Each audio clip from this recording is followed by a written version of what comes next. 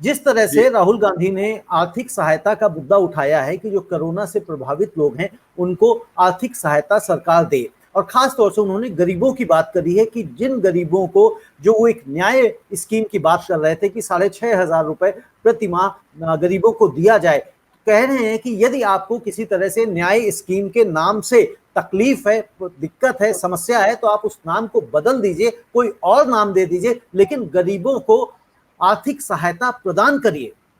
तो आप इससे कितना सहमति रखते हैं? क्या ऐसा करने से सरकार के ऊपर बहुत ज्यादा बोझ नहीं पड़ जाएगा, या ऐसा कर देने से अर्थव्यवस्था में कुछ उछाल आने की भी संभावना है?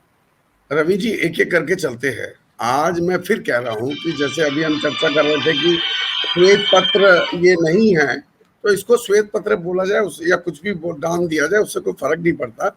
राहुल गांधी जी ने एक शब्द इस्तेमाल किया है, ब्लू प्रिंट, कि this is the blueprint how to tackle third wave. तो let's not get into that, but उनकी जो स्पिरिट है, उनकी जो भावना है, वो बड़ी सिंपल है कि उन्होंने 130 करोड़ देशवासियों का प्रतिनिधित्व करते हुए एक सशक्त विपक्ष की भूमिका निभाते हुए सरकार के जो फर्स्ट लहर और सेकेंड लहर की फेलियर थे, उन फेलियर्स की तरफ सरकार का ध्यान अट्रैक्ट किया, और उसके बाद तीसरी लहर के प्रति उनको चेतावनी देते हुए सजग होने की हिदायत दी। और आपने बिल्कुल सही कहा कि उन्होंने सरकार को घेरा नहीं है। इसकी पूरी अगर एक एक लाइन आप पढ़ते हैं इस ब्लूप्रिंट की, तो ये सजेस्टिव है। ऑफ कोर्स जब आपकी कमियां गिनाई जाएंगी तो किसी को भी अच्छा नहीं लगेगा, लेकिन मैं समझता हूं कि सरकारें जिस तरीके से चलती हैं वो विशाल हृदय से चलती हैं।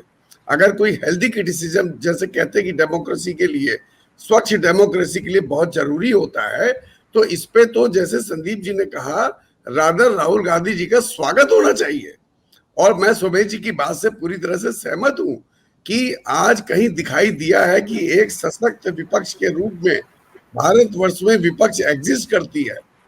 रही बात इसकी कि राहुल गांधी ने क्या कहा, क्या राहुल गांधी ने जो भी कहा, क्या देश के आम नागरिक की भाषा नहीं है ये? क्या आज हम ये मानने को तैयार हैं कि कोरोना की दूसरी लहर या पहली लहर से कोई भी नुकसान नहीं हुआ किसी का? क्या हमारी आर्थिक स्थिति सबकी, पूरे देशवासियों की सेम है? बिल्कुल नहीं है। तो उन्होंने एक न्याय की बात करी। जो पैसे जिनके पास थोड़े बहुत हैं वो अपने आप को बचा के रख सकते हैं, लेकिन जो गरीब तबके के लोग हैं, जबकि हिंदुस्तान ज्यादातर है, तो उसके लिए उन्होंने एक मांग करी है। और आपको ये पता होगा, हमें 3-4 दिन पहले सुप्रीम कोर्ट में एक जब रिट पिटीशन लगाई गई कि कोविड से मरने वालों को 4-4 लाख रुपए का मुआवजा दिया जाए, जिसका कि केंद्र सरकार ने भरपूर विरोध किया है। आप देखिए इन्होंने क्या कहा कि हमारे पास फंड नहीं है। बड़ी हैरान कर देने वाली बात है कि सेंट्रल विस्टा बन रहा है, न जाने 20,000 करोड़, 30,000 करोड़, 35,000 करोड़, जो भी संख्या है उस संख्या पे नहीं जाते। जहाज खरीदे जा सकते हैं, और जब आपदा आती है इस तरह की महामारी में, तो उसमें जो पीड़ित लोग हैं, विक्टिम्स हैं, उनके लिए सरकार के पास पैसा नहीं है।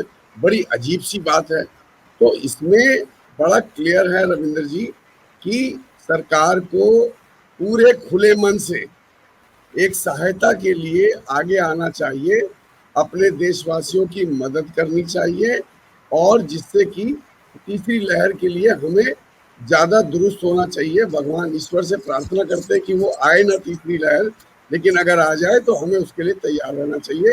तो मैं राहुल जी की ये फंड देने वाली बात को भी जायज मानता हूँ। सरकार के पास इतना साधन होता है कि इस तरह की महामारी से जूझने के लिए उसके पास पर्याप्त धन होता है। ये धन की का झूठा रोना मेरे ख्याल से उचित नहीं है। सरकार को आगे आना चाहिए।